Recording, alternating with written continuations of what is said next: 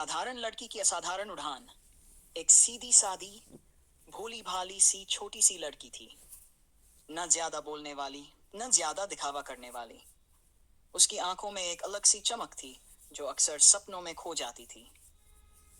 वह बचपन में अपनी सहेलियों के साथ टीचर टीचर खेला करती थी। कभी माँ का दुपट्टा ओढ़कर खुद को मैडम समझती, कभी पुरानी कॉपियों को बच्चों की कॉपी बना लेती।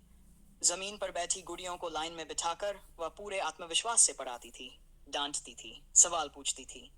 उसकी माँ दूर से ये सब देखती और मुस्कुरा देती।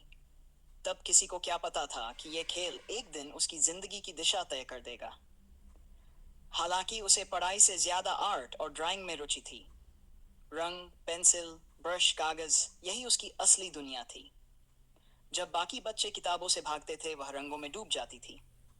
स्कूल में जब भी ड्राइंग, पेंटिंग, रंगोली या पोस्टर मेकिंग की प्रतियोगिता होती, उसका नाम सबसे पहले लिखा जाता। उसने बचपन से ही अनेक पुरस्कार जीते थे, कभी स्कूल स्तर पर, कभी ब्लॉक स्तर पर, तो कभी जिला स्तर पर। उसकी बनाई हुई रंगोली इतनी सुंदर होती कि लोग रुक रुक कर देखते। शिक्षक भी कहते, इस बच्ची में कुछ खास है। लेकिन जिंदगी हमेशा प्रतिभा को सीधा रास्ता नहीं देती।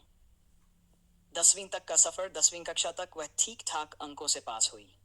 न बहुत टॉपर, न बहुत कमजोर। परिवार सामान्य था, सोच भी सामान्य। घर में पढ़ाई को जरूरी माना जाता था, लेकिन कला को सिर्फ शौक। 10वीं के बाद उसने अमनवी में आर्ट्स ले ली। यह उसका अपना फैसला था। घर वालों ने ज्यादा विरोध नहीं किया, बस इतना कहा, जो भी पढ़ो मन लगाकर पढ़ना। उसका दाखिला एक गर्ल्स गवर्नमेंट स्कूल में करवा दिया गया। रोज वह साइकिल से स्कूल जाती। सुबह की ठंडी हवा, रास्ते में खेत, छोटे छोटे घर, और उसके मन में ढेर सारे सपने।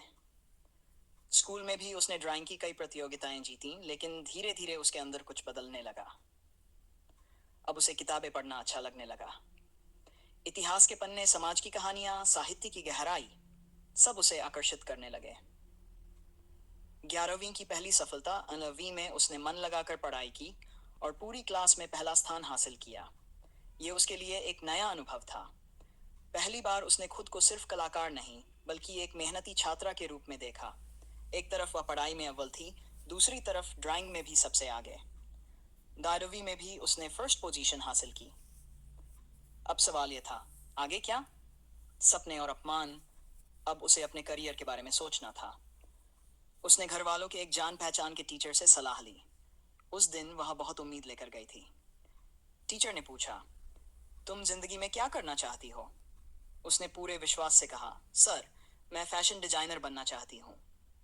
लेकिन उसके जवाब में जो मिला वह उम्मीद के बिल्कुल उलट था। उस आदमी ने उसका अपमान किया, उसकी कला को बेकार बताया और कहा, तुम कुछ नहीं कर पाओगी।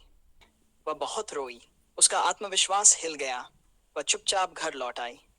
बीए से एमए तक का सफर, उसने एक साधारण कॉलेज में बीए में एडमिशन ले लिया, बिना ज्यादा उम्मीद के, बस पढ़ाई पूरी करने के लिए। बीए भी वह ठीक ठाक अंकों से पास हो गई। लेकिन कॉलेज में भी उसने कई आर्ट प्रतियोगिताएं जीतीं। कला उसकी पहचान थी, चाहे हालात कैसे भी हों। बीए के दौरान उसे इतिहास विषय से गहरी रुचि होने लगी। उसने एक अच्छी यूनिवर्सिटी का एंट्रेंस एग्जाम क्लियर किया और वहां से एमए पूरी की। अब उसका लक्ष्य साफ था, हिस्ट्री की प्रोफेसर बनना। सबसे कठिन mode, UGC net. UGC net की तैयारी आसान नहीं थी। सबसे बड़ी समस्या, मैथ्स। 10वीं के बाद उसने कभी मैथ्स नहीं पढ़ी थी। ह्यूमैनिटीज की छात्रा के लिए यह डरावना था। पहली बार नेट क्लियर नहीं हुआ, लेकिन उसने हार नहीं मानी। पहले यूट्यूब से बेसिक मैथ्स, फिर नेट लेवल मैथ्स, पूरा 1 साल कड़ी मेहनत की, और अंत में बेस्ट रैंक के साथ। सफलता की ऊंचाइयां, वह असिस्टेंट प्रोफेसर बनी, साथ साथ पीएचडी भी पूरी की। कुछ समय बाद वह परमानेंट प्रोफेसर बन गई। उसने अपनी किताबें लिखी, रिसर्च की और अपने क्षेत्र में नाम कमाया।